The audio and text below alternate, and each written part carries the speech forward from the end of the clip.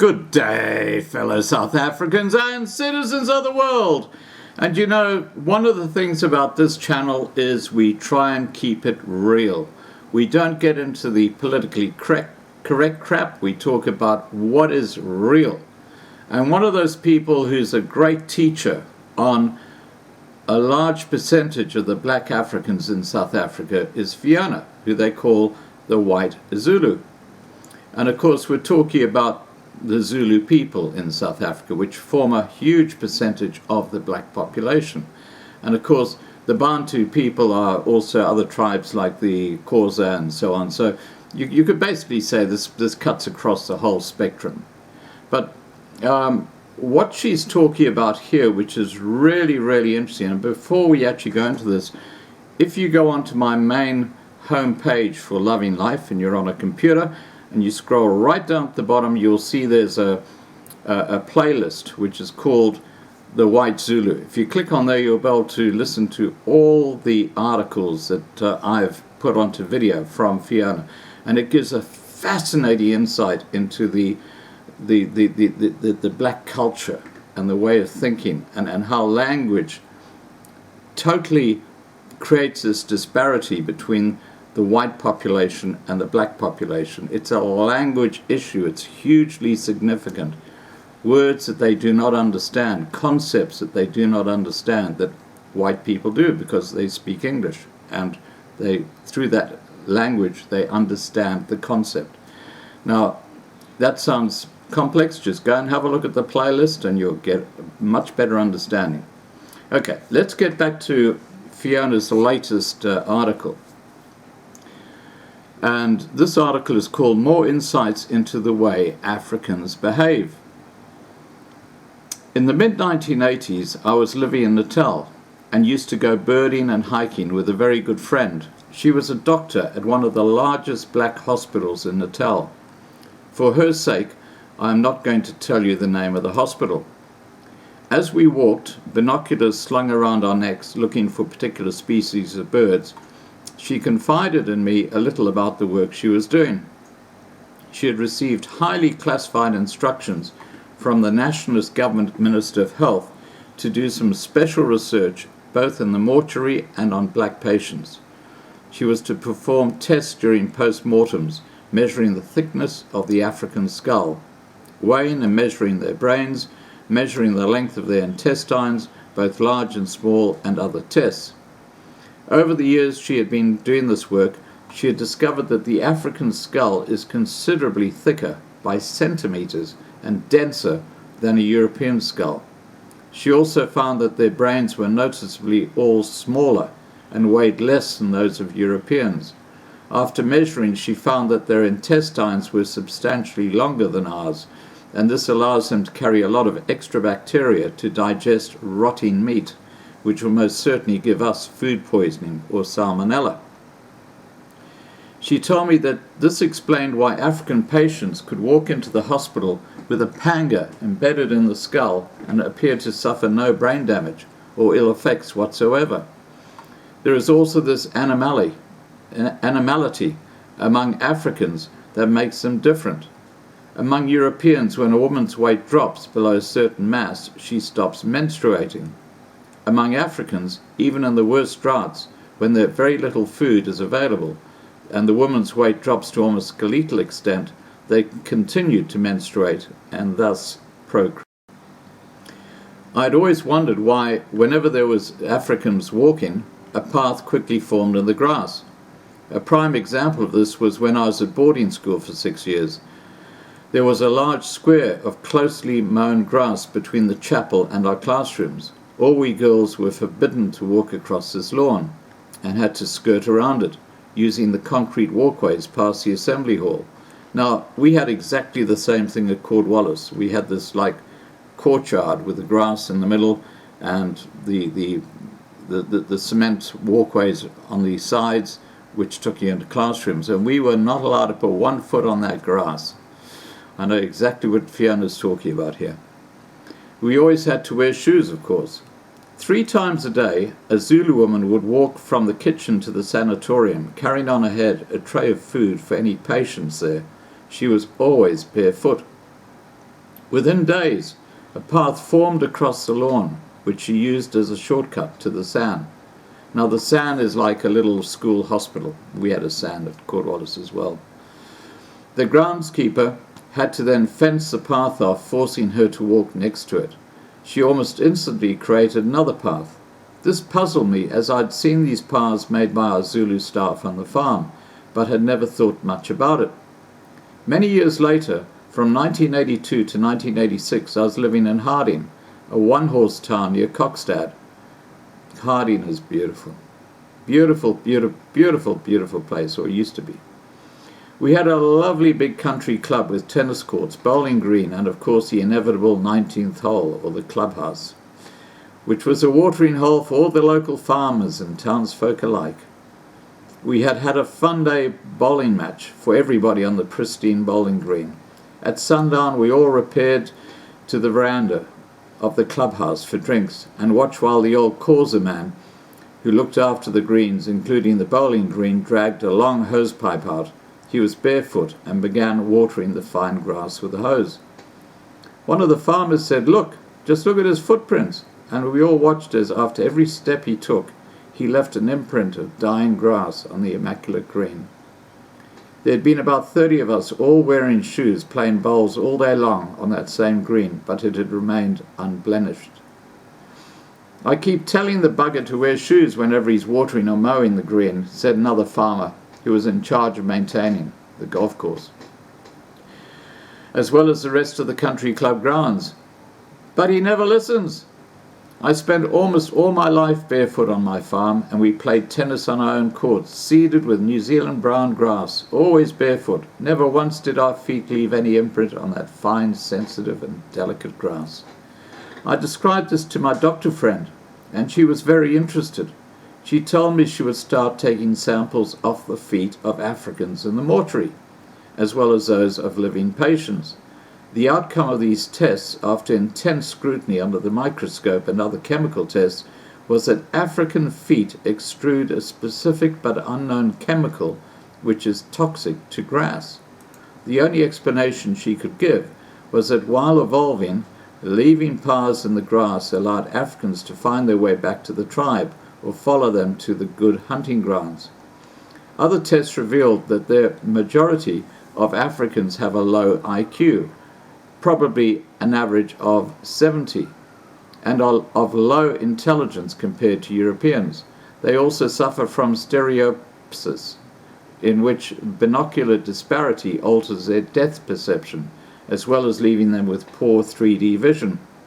These tests are not new, nor are they unusual. In England, for example, within the last 10 years, studies have been made of deceased people from the Fens in East Anglia. I have this from a very reliable source. Another doctor who worked in the mortuary at a hospital in that area, and who's been instructed, again clandestinely, by the then Minister of Health to perform tests on local deceased Fen people. The Fenlands is a coastal plain in eastern England. This was a natural, marshy region supporting a rich ecology and numerous fish species, as well as absorbing storms. Most of the fens were drained several centuries ago, resulting in a flat, dry, low-lying agricultural region, supported by a system of drainage channels and man-made rivers, or dikes and drains, and automated pumping stations. There have been unintended consequences to this reclamation, as the land level has continued to sink, and the dikes must be built higher to protect it from flooding. Before the last ice age, East Anglia and Holland were joined together by dry land, and Holland is another prime example of reclaimed marshland, using windmills to pump the water out and back into the sea. The Fenlands remain below the sea level at high tide, and it's only the Roman dikes that keep them from flooding. There is evidence of human settlement near the Fens from the Mesolithic period. There are still restored sites of Bronze Age settlements there. The Fen people used to use wooden stilts to navigate the deep water and made secret causeways from carefully placed tree trunks just below the water level, which only they knew about. This gave them the reputation from other tribes that they had magic powers and could walk on water, and they were greatly feared and left alone. Even the Romans avoided the fens while constructing their roads, which still exist today. After the end of Roman Britain, there is a break in written records, but it is thought that some Iceni lived there. This was the tribe of Boadicea, the queen of the British Celtic Iceni tribe, who led an uprising against the occupying forces of the Roman Empire in AD 60 or AD 61. That famous and fearsome warrior painted her face blue with woad and carved a path through the Roman army in her chariot, which had sharp scythes attached to the wheels. She defeated many a Roman army.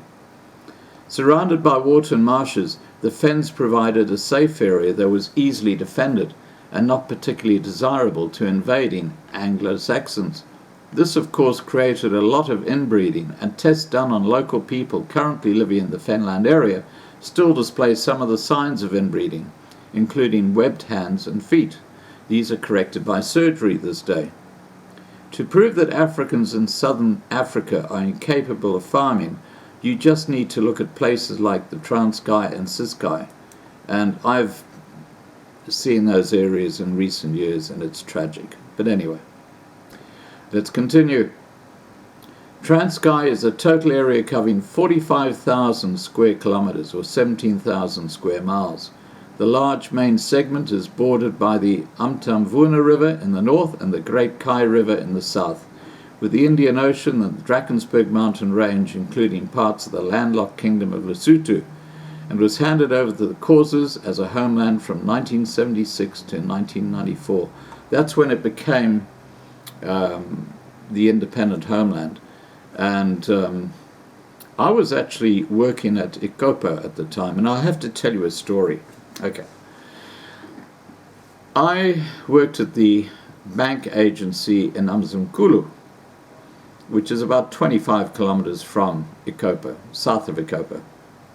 The complicating factor is the bank agency was across the border from Natal into the Transkei. And because Transkei had now become an independent homeland, and because the British government refused to recognize it, and I was British, and I had to produce my passport every time I went across the border to go and open the bank agency 5 times a week,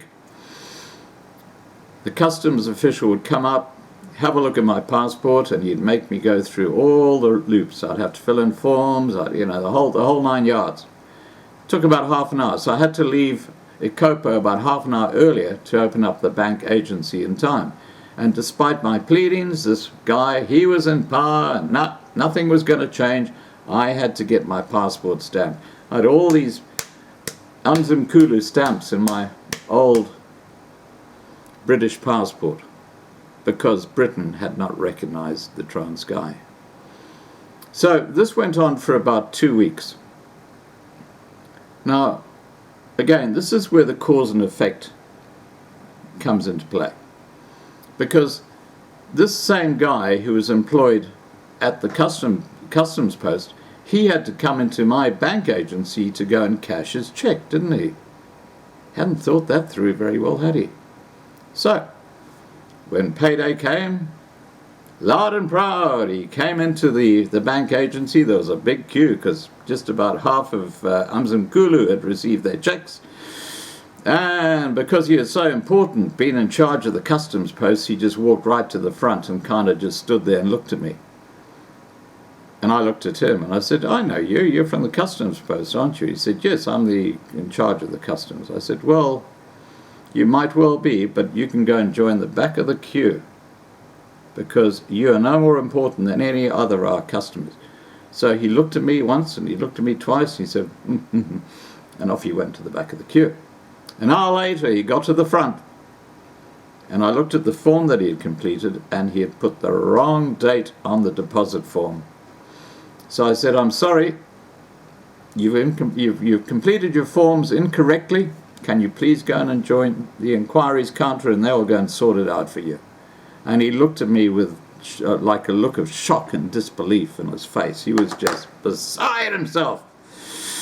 Anyway, he went to the back of the inquiries queue, and when he got to the front, the fellow, the black fellow who was actually dealing with the inquiries, he knocked on the window and he said,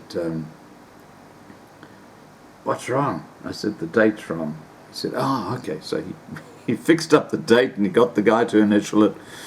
And of course, the customs guy, being so important, decided he was going to push right to the front of my queue, the main queue in front of the teller or myself. And I said, no, it doesn't work that way. Go to the back of the queue, and once you get here, I'll serve you. So by now he was ready to just take the whole world apart. Here he was in his very fancy uniform, and he was sweating like a pig because it was hot. He was stuck in this little bank agency. Anyway, he went to the back of the queue. He'd come in at about 9 a.m. and eventually at about midday he got to the front of the queue. So you get where this is going. So I started filling in his deposit book and saying, "Yep, okay, that's fine. You got to write this down." And I said, you want to withdraw some money? Yeah, that's fine, okay. And I said, "Look," I said, "let's do each other a favor." And I said, "I go through your customs post every day, and you put me through the ringer. You make me come into your customs post, have my passport stamped because it's a British passport." I said, "Here I am trying to serve the people of Amzimkulu." And I said, "I'm over this."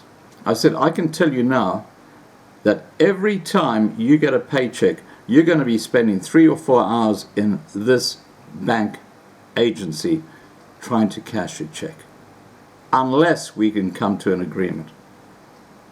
And his eyes just went wide, like really wide, like 3 or 4 hours every time he went to cash a check. So I said, "Look, how about when I go through either in the bank van or in my own little vehicle," which at that time was a little mini miner, I said, "you tell your customs staff when they approach my vehicle and they do the normal thing where they say, 'Can we see your passport?' If I just say the word bank, they just say, 'Go through.'" And he said, "Yes, boss." So from being this big boss, it was suddenly a "yes, boss." So from then on, I used to come through that customs post every day in the bank van. And all I would do is I would pull up at the spot where the customs staff were, and I'd say "bank." And they'd say, how, go.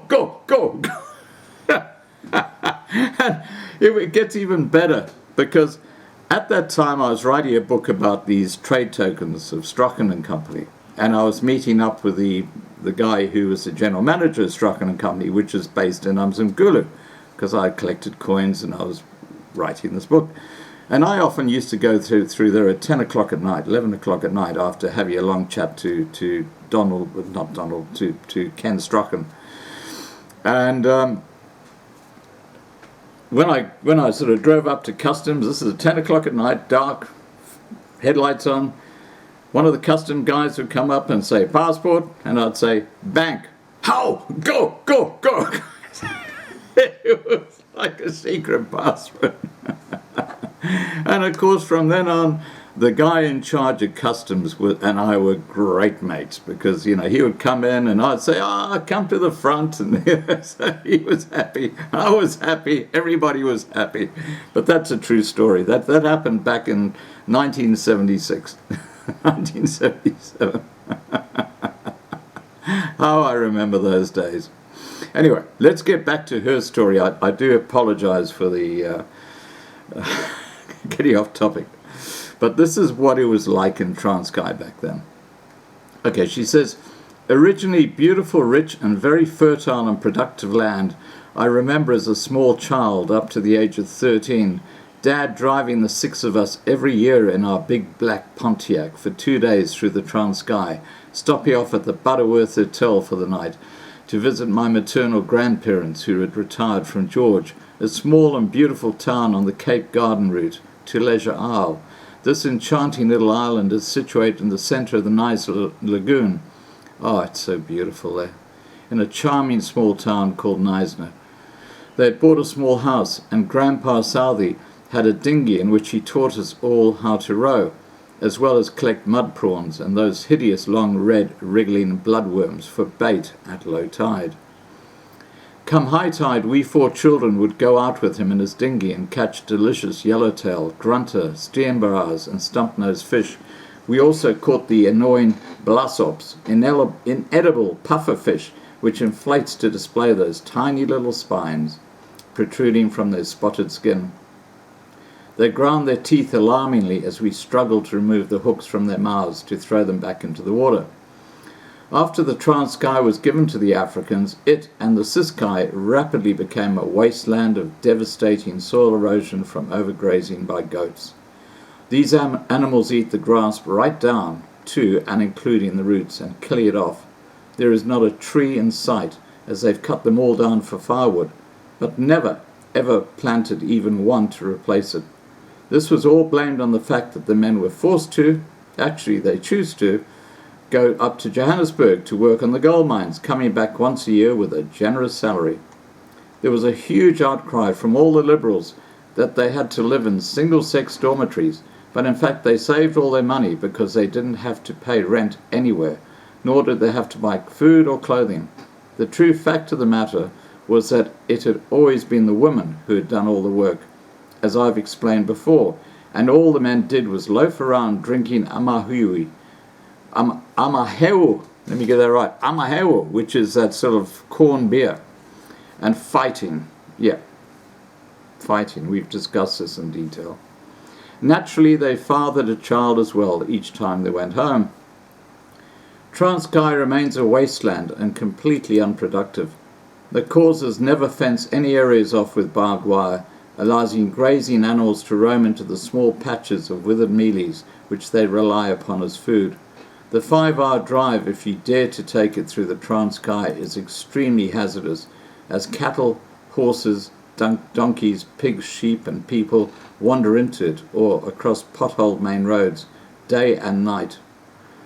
Once given this fertile and abundant piece of country, with plenty of access to rivers, the causes immediately resorted back to their bronze-aged ways. Now, please understand that this is giving you an insight into the culture, okay? This is first-hand information. I've experienced it first-hand, not at the depth that Fiona has, but I absolutely concur with everything she says, and that's why I'm putting all her articles into a special playlist which is called The White Zulu, which you can see, as I said in the very start. If you go to the home page of Loving Life channel, go right down to the bottom, you will see the White Zulu, and you'll see part 1 of the Zulu situation, which I carry in there. But there are about 10 video articles which give you a huge insight into the psyche, the cultural side of the largely black African people. And we need this knowledge to understand why things are happening as they are in South Africa, because the cultures between black and white are incredibly at odds. There's no question about that. And that's not a racist thing to say, it's just a factual thing to say. Alright guys, please remember to subscribe to be kept informed. Please ring the bell for the updates. Please like this video, please share this video, and above all, please stay safe.